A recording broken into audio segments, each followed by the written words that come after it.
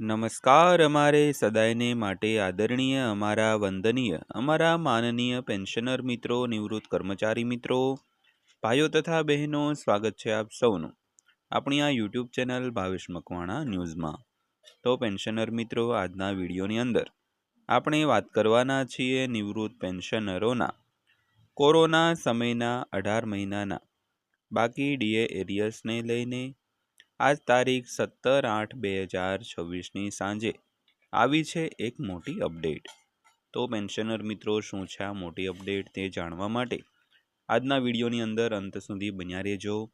અને જો હજી સુધી આપણી આ યુટ્યુબ ચેનલ તમે સબસ્ક્રાઈબ ન કરી હોય તો ડેઈલી આવી જ અપડેટ અને માહિતીઓ મેળવવા માટે આપણી આ યુટ્યુબ ચેનલ પણ અત્યારે જ સબસ્ક્રાઈબ કરી દેજો દોસ્તો. તો શરૂ કરીએ આજનો આ વિડીયો. તો સૌથી પહેલાં વાત કરીએ તો 8મા પગાર પંચથી કેન્દ્ર સરકારના પગારમાં ફેરફાર થઈ શકે છે, જેમાં કર્મચારીઓ ઉચ્ચ મૂળભૂત પગાર અને ફિટમેન્ટ પરિબળોની માંગ કરી શકે છે. તો અહીં કેવી રીતે લઘુત્તમ મૂળભૂત પગાર પહેલા પગાર પંચ હેઠળ ₹55થી વધીને ₹18,000 થયો તે અહીં આપેલું છે. તો ન્યાયાધીશ રંજના પ્રકાશ દેસાઈની અધ્યક્ષતામાં 8મા પગાર પંચે હવે તેના ફાળવેલ સમયના અડધાથી વધુ સમય પૂર્ણ કરી દીધો છે. તો આ પંચની રચના 3 નવેમ્બર 2025ના રોજ કરવામાં આવી હતી અને કેન્દ્રીય મંત્રીમંડળે કેન્દ્ર સરકારના કર્મચારીઓ અને પેન્શનરો માટે પગાર, પેન્શન, ભથ્થા અને અન્ય સંબંધિત લાભો અંગે ભલામણો સાથેનો અહેવાલ તૈયાર કરવા માટે 18 મહિનાનો સમય આપ્યો હતો. તો તેની રચના થઈ ત્યારથી 8મા પગાર પંચે દિલ્હી, પશ્ચિમ બંગાળ અને ઓડિશા સહિત દેશભરના વિવિધ રાજ્યો અને કેન્દ્રશાસિત પ્રદેશોના યુનિયનો, સંગઠનો અને હિસ્સેદારો સાથે ઘણી મહત્વપૂર્ણ બેઠકો અને ચર્ચાઓ યોજી છે. ત્યારબાદ વાત કરીએ તો 8મા પગાર પંચની સત્તાવાર વેબસાઇટ અનુસાર આગામી મહિનાઓમાં ચેન્નઈ, પોંડુચેરી, ચંદીગઢ અને રાજસ્થાનમાં સમાન બેઠકોનું આયોજન કરવામાં આવ્યું છે. તો આ બેઠકો હિતધારકોને 8મા પગાર પંચ પેનલ સમક્ષ તેમના વિચારો, ફરિયાદો અને મંતવ્યો રજૂ કરવાની તક પૂરી પાડશે. તો અત્યાર સુધી યોજાયેલી બેઠકોમાં અગ્રણી યુનિયનો દ્વારા ચર્ચાના મુખ્ય ક્ષેત્રોમાં મૂળભૂત પગાર, ફિટમેન્ટ પરિબળ, કર્મચારીઓનું મનોબળ, પેન્શન સુધારા અને અન્ય ઘણા મહત્વપૂર્ણ મુદ્દાઓનો સમાવેશ થાય છે.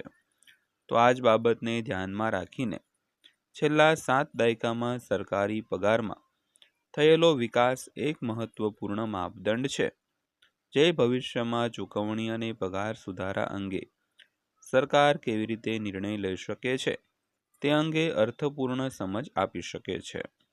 તો આ માપદંડ કેન્દ્ર સરકારના પગારમાં કેવી રીતે ફેરફાર થયો છે અને આગામી સુધારામાંથી કર્મચારીઓની શું અપેક્ષા રાખી શકે છે તે અંગે ઉપયોગી દૃષ્ટિકોણ પ્રદાન કરે છે દોસ્તો.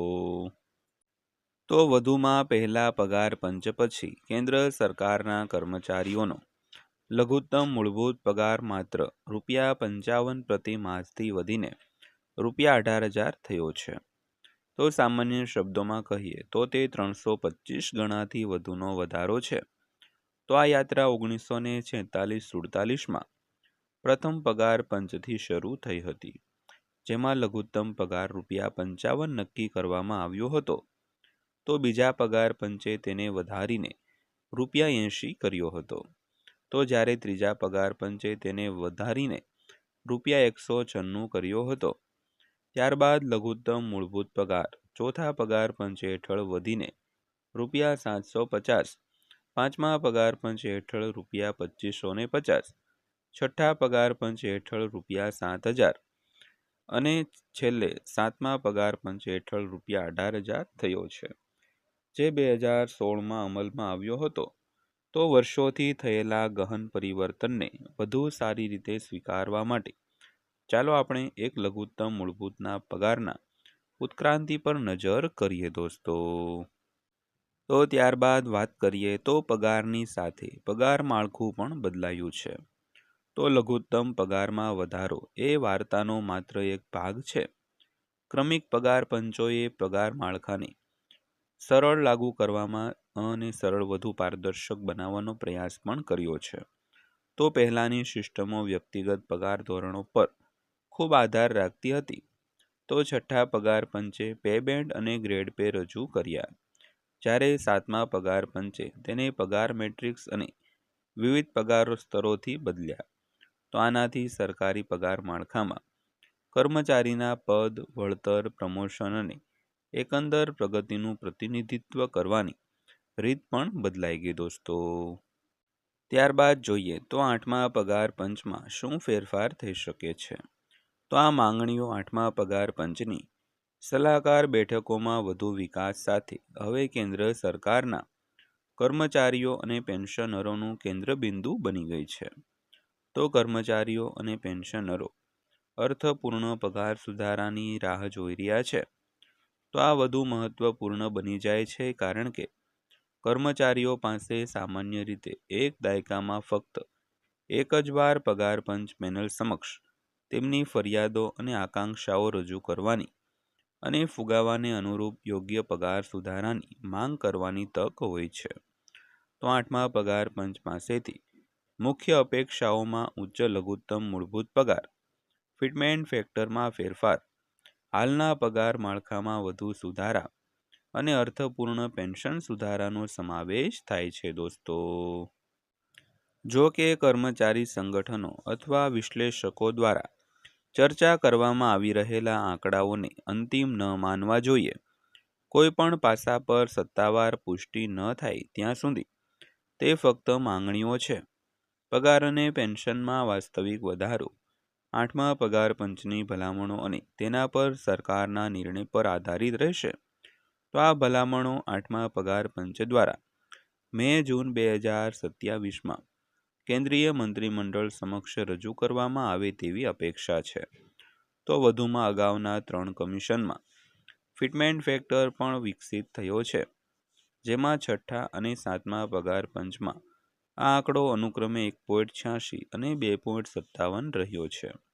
તો હવે જોવાનું એ રહે છે કે આઠમા પગાર પંચ કયા ફિટમેન્ટ ફેક્ટર મલ્ટિપલ પર નિર્ણય લઈ શકે છે અને તેના આગામી દાયકામાં સેવા આપતા કર્મચારીઓ અને પેન્શનરોના મૂળભૂત પગાર ચૂકવણી પર કેવી રીતે અસર કરશે.